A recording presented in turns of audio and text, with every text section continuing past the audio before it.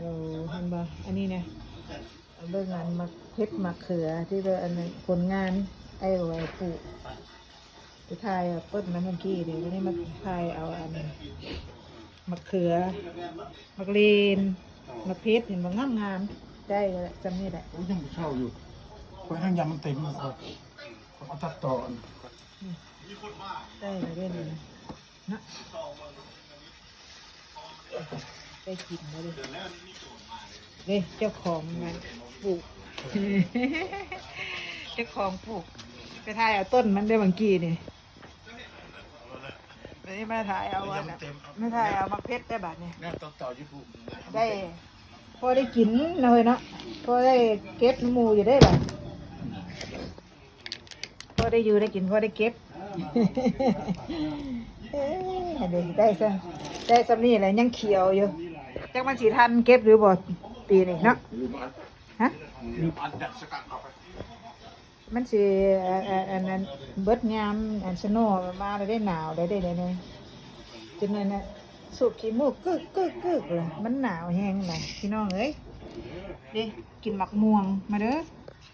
หมักม่วงแซ่บๆกรอบๆกินกับเจียวอันนั้นกินกับเจียวอันนั่นเจ้าประเดะงาม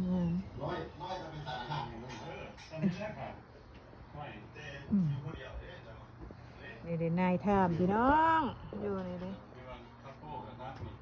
ต้นหมักกล้วยเขาใหญ่เลยเด้เห็นบ่ใหญ่เลยเด้ต้นกล้วยเขาเนี่ย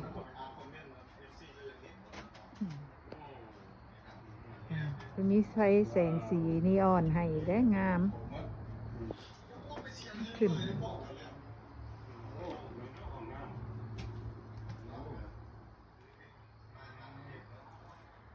งามหน่อยเนาะ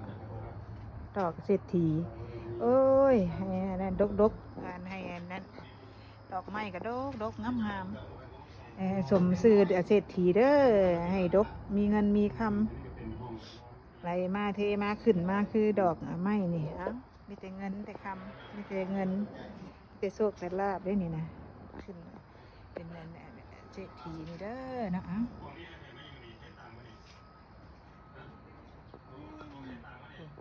ต้นขี้เหร่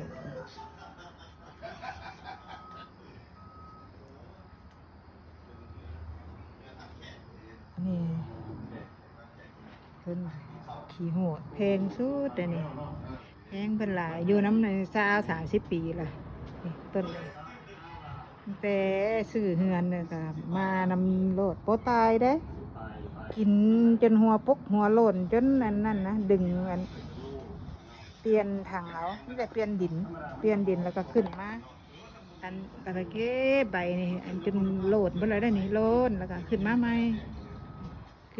เลยฮะบ่มีหมากเด้ออันนี้นะเพิ่นเป็นอันตัวผู้ที่บอกบ่มีหมากน้ำโมเด้อบ่มีหมากน้ำโมอันนี้ต้นงูอันนี้นะเพิ่นเอิ้นต้นงูด้านโอ้โหต้นงูต้นนั้นเกิดงามเลยเป็นสูงล่ะตะกี้มีน้อยหนึ่งมา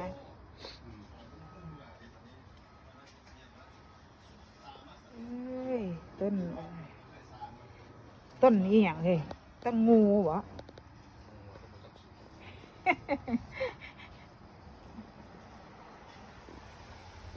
ลายคืองูเด็กค่ะเพิ่นแล้วก็เอิ้นงูแหละคืองูนี่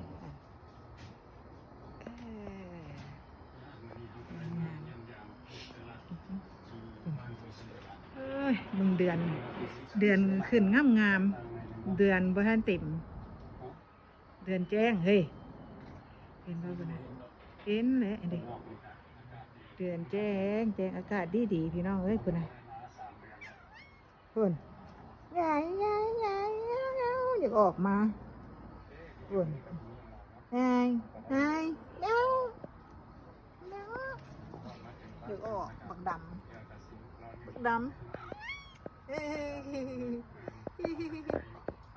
ก็อยากออกมาโน่นายท่ามล่ะออกมาได้มันหนาวมันเย็นโอเคเซเดนี่ อันนั้นต้นขี้เหาะขี้ต้นมะเขือต้นหวายต้นอันนั้นเพิ่นอยู่ในเพิ่นเก็บมาเมื่อกี้นี่อายอันนั้นมะเขือเมื่อกี้นี่เด้เก็บเอาจากหั่นน่ะมะขอกมะเขือเพชรพอได้กินพี่น้องเอ้ยอ่ะเป็นส่วนน้อยก็เท่าอวยประตูอวยเป็นคนปลูกงามให้เสยได้เนาะได้กินเสยยังว่าบ่เฮ็ดหยังนะตู้นี่นั่งไปเฝ้าทีวีอยู่นอกนี่ ยังนอกงานกับบุมีเห็นเลย เฝ้าแต่ทีวี รีทายแมนเลย กับนั่งเฮ็ดกินอยู่ในนี่แห ค ละ นเล็กมันนี่พร้อมก็โมแมนเลย อืมเด้ปลูกมะเขือมะเขือกินเฮ็ดสวนกินและมีท้ายแล้วก็ได้แม่นบ่ คนแรกมันคนนั้นแหละ เด้ผลงานเพิ่นปลูกผลงานเพิ่นปลูกเลยนี่ได้ก็ได้กินพี่น้องเอ้ยปลูกมะเขือเพาะนี่เห็นบ่เอาอันนั้นไปคุยป่นคุยลาบยำเลยโอเคละ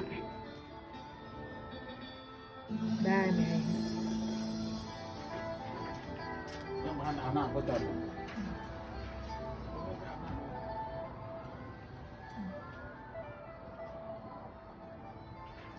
ตะเว้นตกดินเลยพี่น้องเอ้ยคุณ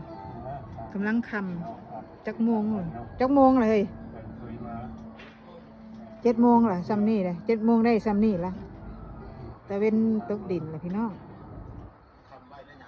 อืมนี่แม่มักหลอกมักเล่นก็สิตายบ่เลยได้มันหนาวหลายคุณยังบ่เก็บยังบ่ว่ายังเขียวอยู่ได้อนี่มันสิตายบ่แล้วพี่น้องมันหนาว เอาอาหารแมวมา เขาไปซื้ออาหารกิน อาหารแมวบ่ ซื้ออาหารเขาอะไรบายแบบนี้เด้อพี่น้องนี่เด้ต้นซาได้นี่นะเด้ซานี่ก็เป็นหัวล่ะก็สิได้สูบล่ะเด้แม่นบ่เฮ้ยหอมฮะ แล้วตัดตะหอยไว้ หอมเนี่ยมาไก่นี่หอมโอ้ตัดเอาไปใส่ต้มไก่ข่อยได้บางกี้นี่เนาะเฮ้ยก็ลืมเอาไปใส่ต้มไก่เด้งามเลยพี่น้องหันเป็นหัวจุลบักใหญ่เลยได้พุ่นเอ้ยหอมเอ้ยคือตัวสกังนี่เนาะเฮ้ยมันคือหอมคือตัวสกังนี่เลยหอมมันเป็นหอมแบบคิ้ว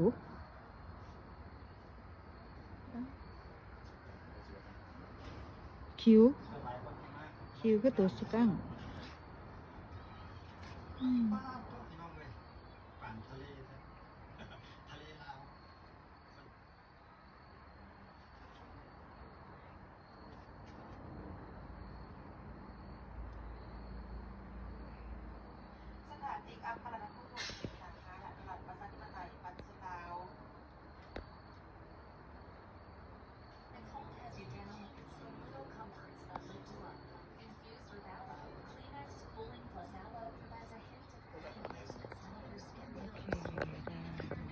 โอเคพี่น้องบายเด้อนะ